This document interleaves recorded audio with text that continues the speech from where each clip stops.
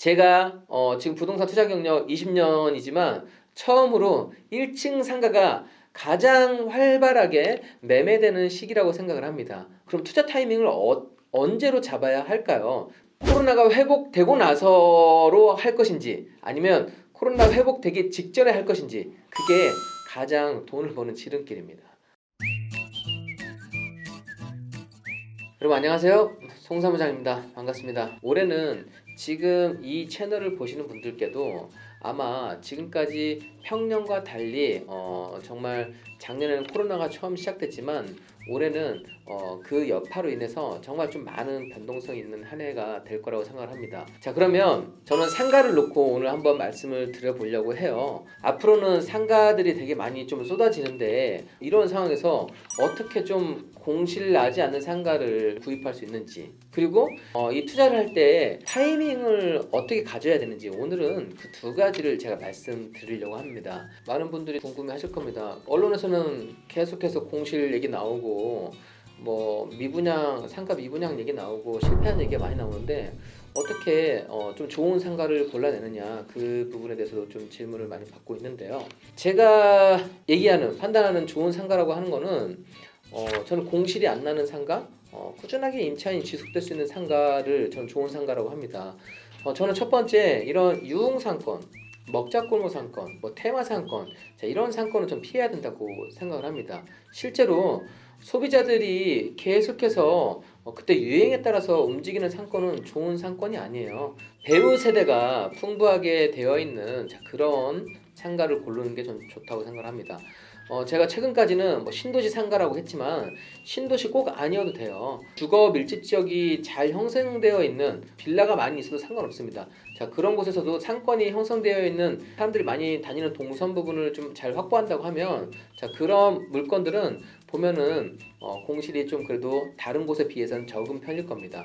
그리고 공실이 생기는 곳도 공실이 오랫동안 가지 않고 다른 패턴으로 바뀌는 걸 볼 수 있을 겁니다.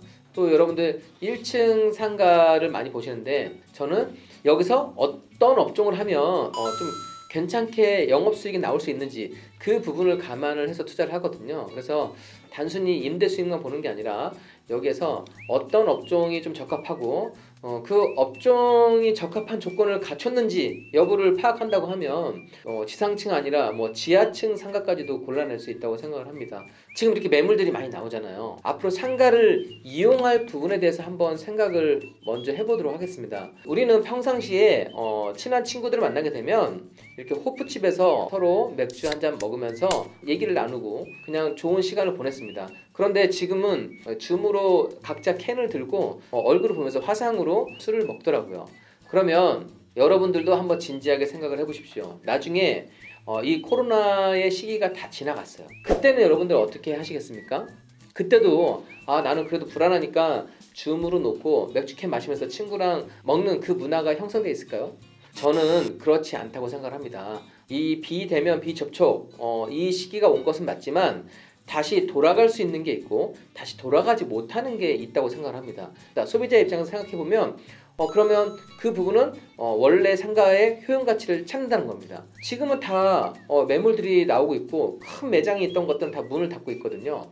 자, 그러면 언젠가는 이 매물들이 불안감이 해소되고 나면 다시 사람들이 찾는 곳으로 바뀐다는 거죠. 자, 그래서 저는 일단 여러분들께 말씀드리고 싶은 거는 우리가 상가 중에서도 옥석 가리기를 해야 되지만 코로나나 이런 시기가 정상화가 되었을 때 사람들이 찾을 수 있는 상가는 괜찮다 라고 저는 판단하는 겁니다. 그래서 여러분들이 다시 한번 정리하면 좋은 상가란 공실 나오지 않는 상가, 그러기 위해서는 이런 주거 배우 세대가 좀 풍부한 지역, 자, 그런 지역이 중요하고, 그리고 거기서 조금 더 불안하다고 하면 상가의 영업이 좀 잘 될 수 있는 업종에 대한 이해를 하면 좀 좋겠다. 부동산은 어떤 부동산을 사느냐도 되게 중요한데요. 어떤 부동산을 어떤 시기에 갖느냐가 훨씬 더 중요합니다. 예를 들어서 저는 작년에 이런 재개발, 재건축 물건을 매입을 했어요. 그런데 1년 사이에 사실 1억, 2억 뭐 그 이상의 차익이 나오는 매물들이 많이 등장했습니다. 왜 그럴까요?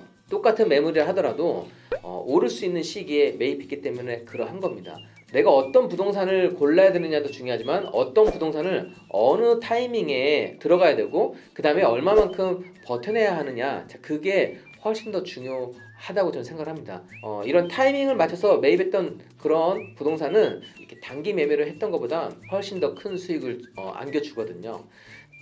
제가 지금 부동산 투자 경력 20년이지만 처음으로 1층 상가가 가장 활발하게 매매되는 시기라고 생각을 합니다. 자, 그렇다고 하면 그럼 투자 타이밍을 언제로 잡아야 할까요? 그게 가장 중요한 겁니다.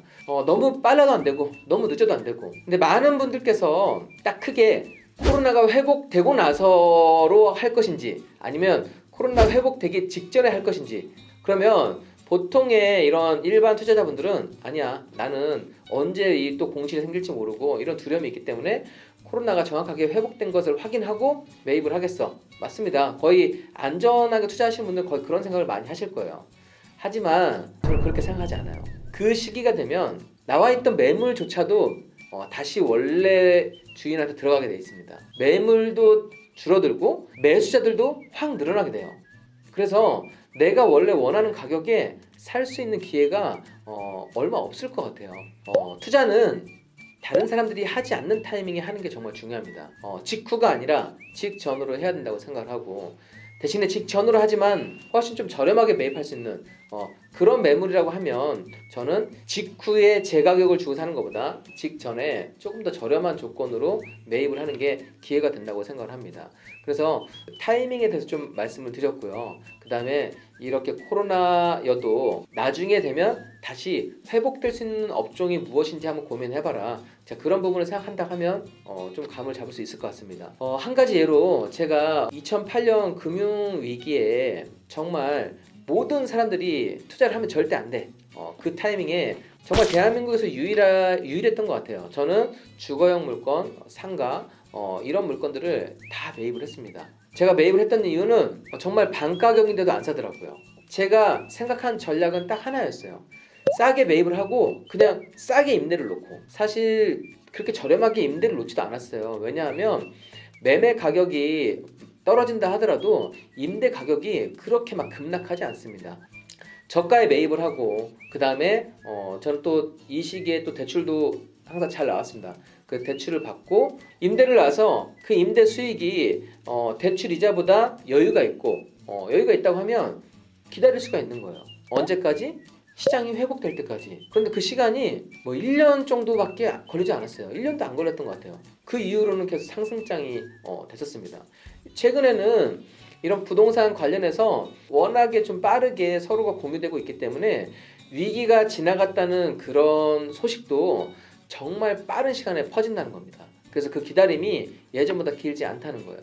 그런 부분을 유념한다고 하면 우리가 이렇게 매물이 많이 쏟아지게 되면 두려워요. 공포감이 생깁니다.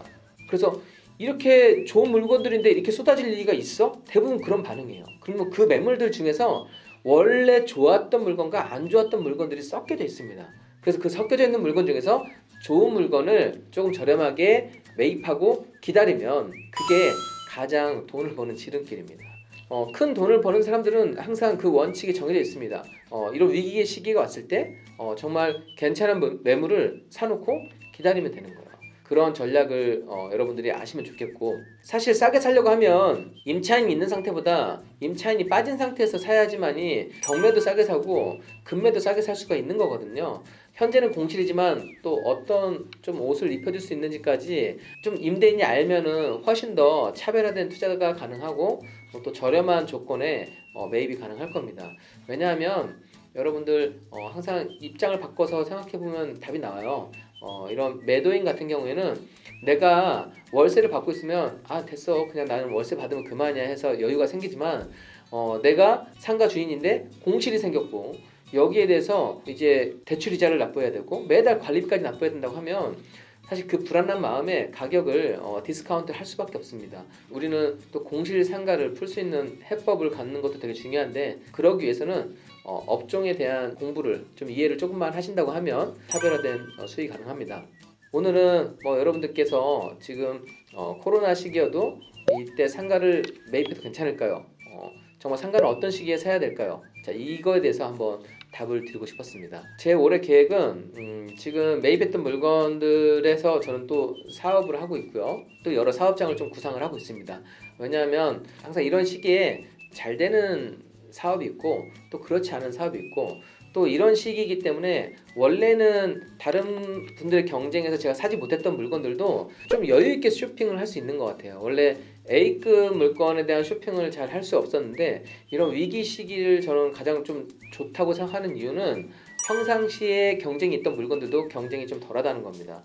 그래서 이런 시기에 여러분들이 경매를 배워두면 그다음에 뭐 상가를 고르는 기준, 뭐 토지를 고르는 기준 이런 기준치를 하나씩 갖춰 나간다 하면 기회가 되는 시기는 맞습니다. 뭐 내년 6월까지는 이런 올해 불황의 여파가 계속 갈 거라고 보는데 여러분들 공부하셔가지고 이 시기 흔들리지 않고 좀 좋은 기회를 잡으시면 좋을 것 같습니다. 자, 오늘도 긴 영상 시청하느라 수고 많으셨습니다. 감사합니다.